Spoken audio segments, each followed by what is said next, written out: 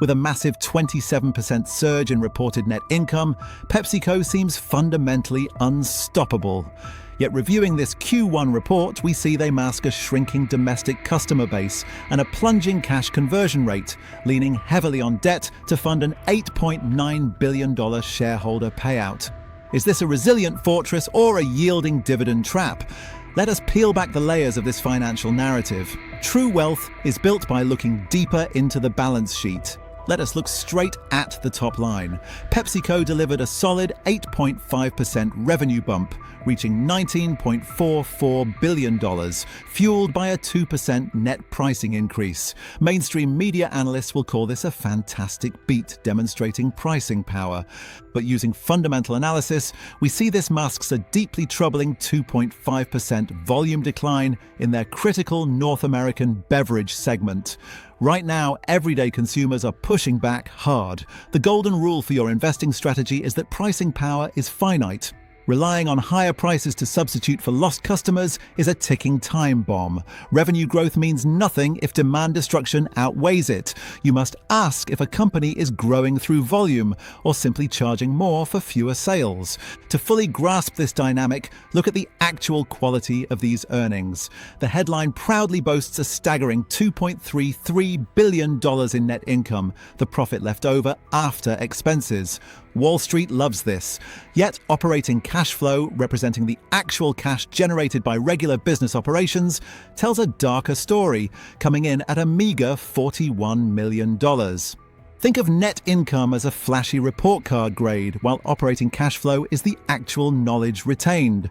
This colossal gap is driven by severe working capital drains, notably a seasonal $1.85 billion outflow just to settle accounts payable. Superficially, the company looks flush. In reality, this disparity indicates they are masking structural liquidity tightness behind accounting trends.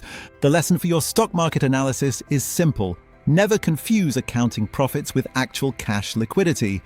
If this cash conversion failure does not normalize swiftly, the underlying quality of these earnings is fundamentally compromised. This brings us directly to profitability. Operating margins expanded by an impressive 210 basis points, finance speak for a 2.1% increase, bringing them to 16.5%. The surface narrative praises aggressive cost-cutting, but the twist is that gross margins, the percentage of revenue left after deducting direct product costs, slipped to 55.2% due to mounting commodity costs. Internal belt tightening is doing the heavy lifting while raw material costs quietly erode the foundation. For anyone focused on value investing, this means separating operational efficiency from pricing dynamics. You simply cannot cost-cut your way to infinite growth if the actual product cost keeps rising. This margin squeeze forces management to seek high-growth alternatives, leading to a critical financial disclosure. Management slashed the contingent liability for its recent PEP acquisition by $114 million. In accounting, a contingent liability is a promised future payment based on performance. Slashing it means this prebiotic soda brand is tracking notably below milestones. We are looking at a hefty $1.95 billion buyout meant to secure a health-conscious future, and it is already stumbling. The lesson? Never trust big-ticket acquisitions as guaranteed silver bullets. When a company struggles to scale premium acquisitions amid shifting consumer behavior, it destroys shareholder value silently. If growth lags, how do they keep investors happy?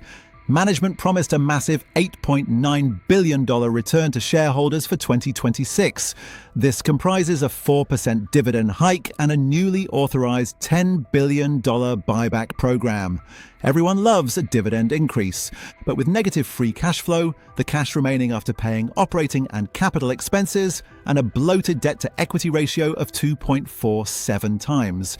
This generosity relies heavily on the $4.9 billion in new borrowing executed this quarter. Think of the debt-to-equity ratio as a scale balancing what a company owes against what it owns. This $8.9 billion capital return commitment is mathematically unsustainable through organic free cash flow alone. When dividends are funded by continuous debt issuance, you are essentially borrowing against your future returns. Before writing the obituary for value investing in legacy brands, we must look beyond our borders. While Americans abandon the soda aisle, international markets act as the ultimate growth engine.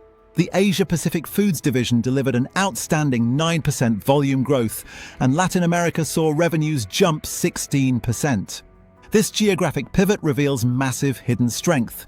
Simultaneously, a structural threat is emerging domestically. Retailers are systematically reducing shelf space for premium brands in favor of private label products. You must recognize that domestic retail dominance is no longer guaranteed, making international diversification absolute lifeblood. Furthermore, all of this operational pressure directly converges on an impending fiscal squeeze. Just beyond the quarter's close, a massive $965 million mandatory transition tax payment came due. Combine this with the newly implemented OECD 15% global minimum tax model, and the company's fiscal obligations are tightening. This impending cash drain adds immense pressure on operational performance, highlighting the danger of ignoring regulatory headwinds. They are real cash liabilities. So we return to our opening question regarding the Q1 report. Is PepsiCo a resilient portfolio fortress or a yielding dividend trap?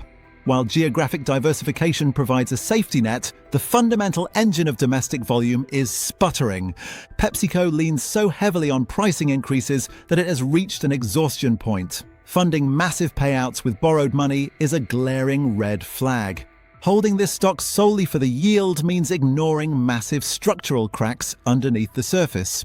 Within the next 24 months, consumer price elasticity will force a brutal margin reset in the sector, triggering dividend cuts across legacy brands, masking volume destruction with debt. But I want to hear your take. Do you think PepsiCo can reverse its domestic volume decline, or is this a dividend trap? Please let me know down in the comments. So hit subscribe so you won't miss what's next, and jump straight to the next video, because that could be the very insight you need to get ahead.